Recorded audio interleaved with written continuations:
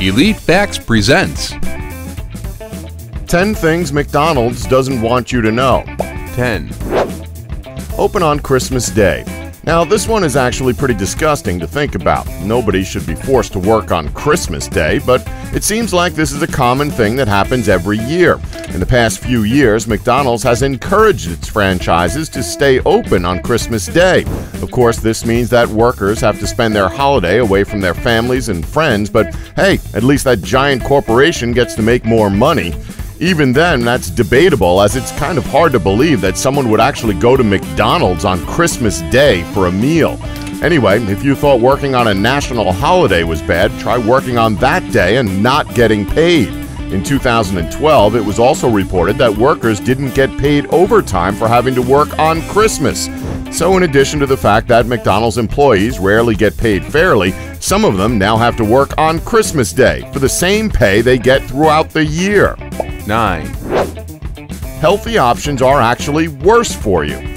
Okay, so on paper, ordering a salad from McDonald's sounds like a healthy alternative to the greasy Big Mac. I mean, how could you possibly mess up a salad? Well, as it turns out, their healthy menu is just as bad, if not worse, than their regular fast food menu. The chicken kale Caesar salad, for example, clocks in at a cool 730 calories, 53 grams of fat, and 1,400 milligrams of sodium. Numbers that absolutely should not be attached to a bunch of leaves and tomatoes. Now let's compare it to one of McDonald's most popular fast food items, a double Big Mac. 608 calories and 1,340 milligrams of sodium, meaning they're pushing a quote-unquote healthy salad that's unhealthier than their unhealthiest piece of cow. But hey, if you want to cut 200 calories off of that McSalad, you can always just skip on the dressing. So now it's only unhealthier than a single Big Mac and doesn't taste nearly as good as it did before. Small victories are still victories. For the breakfast crowd, McDonald's Oatmeal has got you covered, and Hornswoggle. Thanks to fun additives like cream, natural flavor, and sugar, the McOatmeal clocks in at 290 calories and 32 grams of sugar. You would literally do better by pouring a bunch of M&Ms and milk in a bowl and claiming that it's cereal.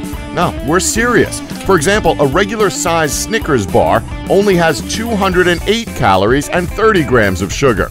Snickers is healthier than McDonald's salads and oatmeal. Why isn't Mr. T smashing through walls in his tank to promote this? 8. Drive-thru is their top priority. Okay, so let's talk out a scenario. Let's say that there's only one more McRib left in the store. You go to the counter to order that final rare luxury. At the same time, someone pulls up to the drive-thru and is also wanting the rare and elusive McRib. And there being only one left, who do you think's going to get it? You, because you got there first? Nope, the guy at the drive-thru is going to get it. The reason for people in the drive-thru being top priority is because they don't have time to wait around. You made the mistake of going into the store, so to the employees, they think you can wait since you're actually in the store. And don't even think about walking through the drive-thru. There's weight sensors that let the employees know whether it's a vehicle pulling up to the drive-thru or someone who's trying to cheat the system by walking around. 7. Child marketing.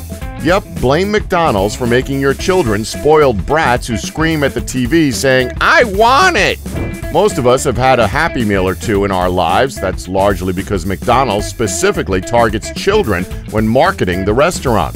Sure, in recent years, commercials for the restaurant feature children eating the healthier selections at McDonald's, such as milk or apple slices, but it's still pretty underhanded to appeal to children, who will likely become lifelong customers of McDonald's. Back in 2004, the Golden Arches got a lot of criticism for this, mostly because of the documentary that aired at the time, appropriately titled Super Size Me. It's no surprise that eating at McDonald's often can lead to serious health problems such as obesity and high blood pressure. This actually leads into our next point. 6. They turn a blind eye at childhood obesity. Okay, so it's pretty much obvious that McDonald's is quite a big factor when it comes to childhood obesity in the US and, well, all over the world.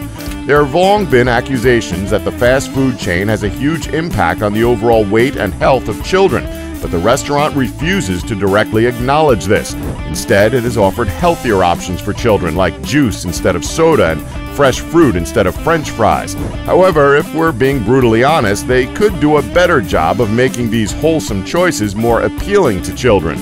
Also, as we previously stated, the healthy option isn't always the healthy option, given what McDonald's does to salads and oatmeal.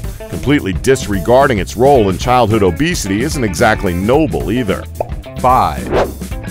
The McLobster? Yeah, it actually exists. But before we get into the weird stuff, let's talk about Ronald McDonald's most established products. McDonald's is known for its classics like the Quarter Pounder, Chicken McNuggets, and the rare and elusive McRib. Seriously, this is probably the only good thing on the menu, and it ain't even permanent.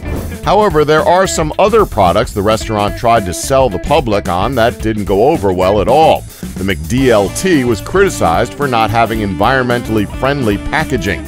I mean, look at it. Are 2 compartments really necessary? The styrofoam packaging for the McDLT sandwich was meant to keep the lettuce and tomatoes on the sandwich cold while the sandwich stayed hot.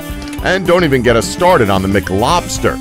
This product just came across as gross to most consumers. This was supposed to be Ronald McDonald's version of the lobster roll. Because of this failure, it's sort of confirmed that people just don't want to get high-quality seafood from a fast food chain. 4. Asking for no-salt fries will make you enemy number 1. First of all, who's asking employees to not include salt on their fries? That's like one of the few good things McDonald's can do right. So basically, if you ask the employees for saltless fries, they have to cook a new batch of fries just for you. Each batch of fries usually takes just over 3 minutes, which is basically like next week delivery in fast food time. Because of this special request, the employee needs to clean the fry station and the fry scoop and then remember which order they were for. Seriously, if you don't want salt, then McDonald's is probably not the place for you. 3. Double Big Mac cheap. Well, almost. Okay, so if you love the Big Mac, you might want to listen to this little hack you can do to get a double Big Mac.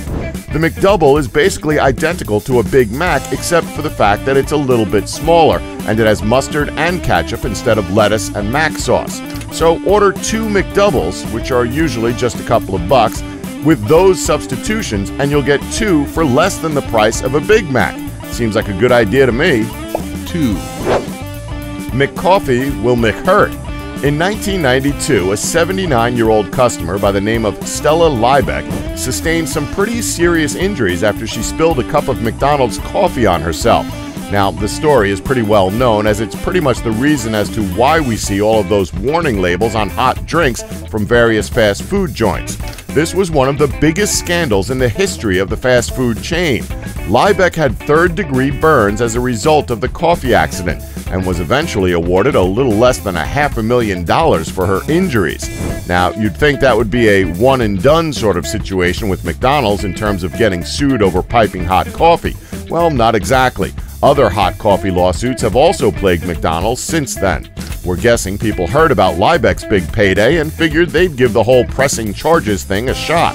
This is also an indication that the coffee at McDonald's is very hot, so it's best to be really careful if that's where you go to get your morning cup of joe. 1. All meat is blended. Okay, let's end off on something that's pretty obvious yet still noteworthy. McDonald's store signs claim billions and billions served, which means the number of burgers sold as much as it does the customers who have eaten those burgers. To serve that many burgers, McDonald's has to prepare an incredibly high volume of cattle in incredibly large and sophisticated meat processing facilities. McDonald's calls this burger creation the blending process. This is where so many cows are processed through these facilities only to later be blended up together. Their meat gets mixed together and then formed into patties, but it's done so haphazardly that a single beef patty may contain the meat of up to 100 different cows. Suddenly, I never want to go to McDonald's again. Blended meat? That's pretty nasty. And that's our list. Did we leave any out that you know about? Let us know in the comments below, and please remember to subscribe and tap the bell button to be notified when new videos are uploaded. Thanks for watching. Don't forget to like us and subscribe for more elite facts.